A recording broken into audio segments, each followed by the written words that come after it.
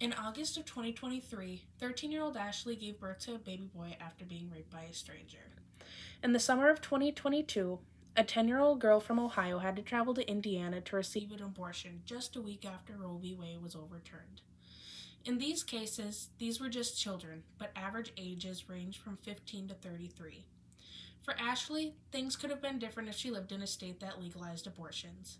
Sadly, due to money issues, she couldn't drive to the nearest clinic 9 hours away. We don't need any more cases like Ashley, so that's why today I'm going to talk about why abortion should be legalized. My thesis states abortion should be legal as it upholds individual autonomy and bodily autonomy, ensuring safe and legal procedures, also considering the social and economic implications for women. To preview what I'm talking about today, I'm going to be talking about 3 main points. The first point is women's reproductive rights with autonomy and bodily autonomy and access to legal and safe abortions.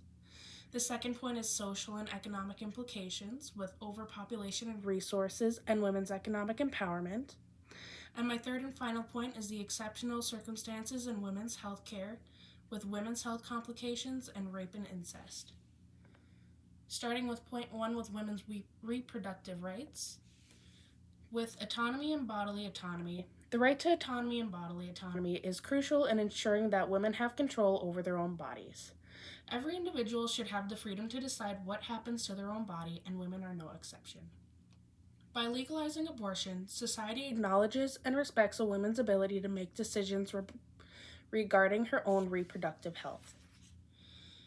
With access to safe and legal abortions, by legalizing abortions, women gain access to safe and legally performed procedures.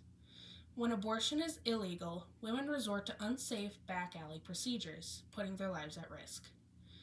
Legalizing abortions ensures that women can seek medical assistance in a safe and professional environment, reducing the dangers associated with illegal abortions.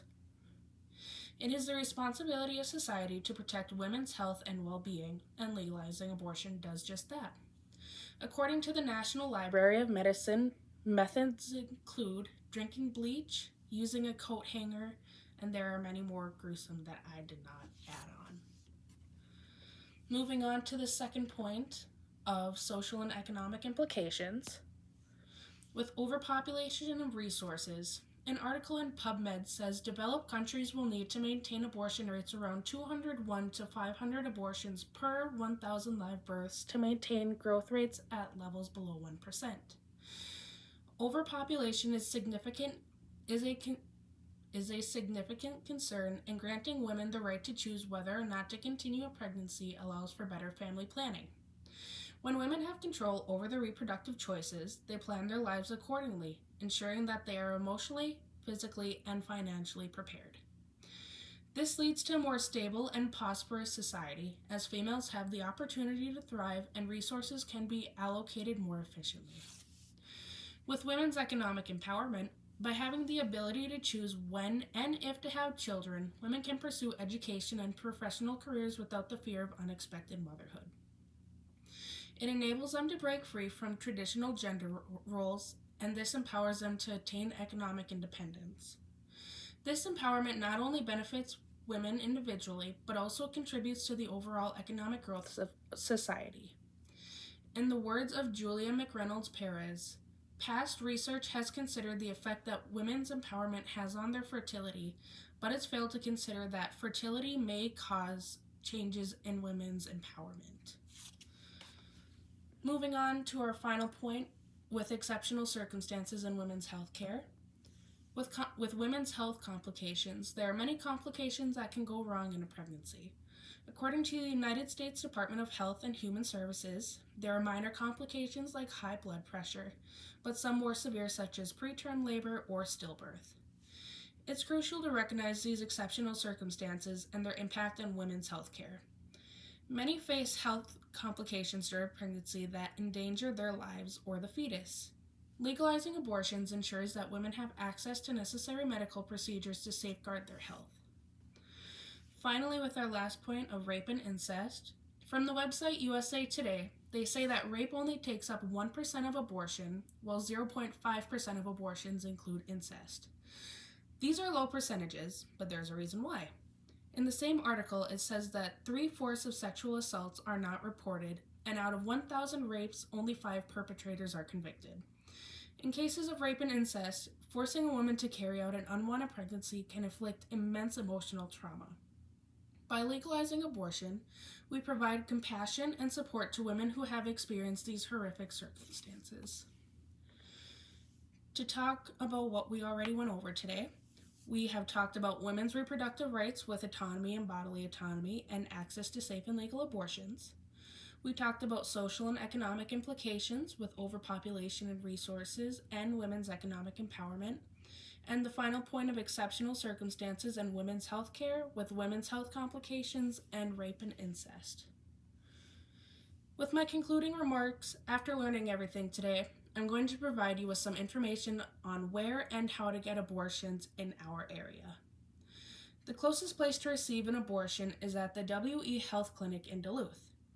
In-person services include an abortion pill if you're under 11 weeks pregnant, or a procedure if you're under 17 weeks pregnant. If you do an appointment through telehealth, they can send you the pill or you can pick it up at the clinic.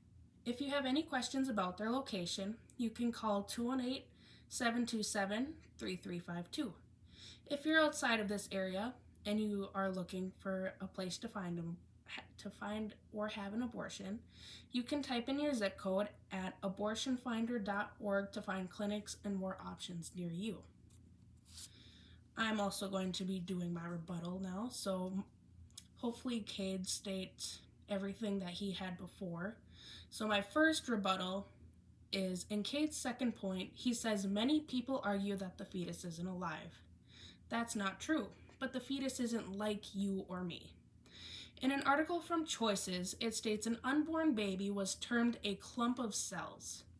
That being said, a clump of cells in a uterus is almost the same thing as a tumor getting removed from a body, and yet nobody starts a protest when it's a tumor getting removed. My second rebuttal is, in Cade's third point, he says an alternative to having an abortion is adoption. That does sound like a nice thing to do, but when you do research on it, quote, adopting a foster child can take 6 to 18 months, but adopting a newborn can take up to 2 to 7 years, says the National Adoption Foundation. So adoption is a nice option, but it can take so long for the process to happen. Plus, in some cases, the biological parents of the kid can bring the adoptive parents to court to get child custody back. In the cases where the biological parents win, the adoptive parents can lose their dream kid and they have to start the process all over again.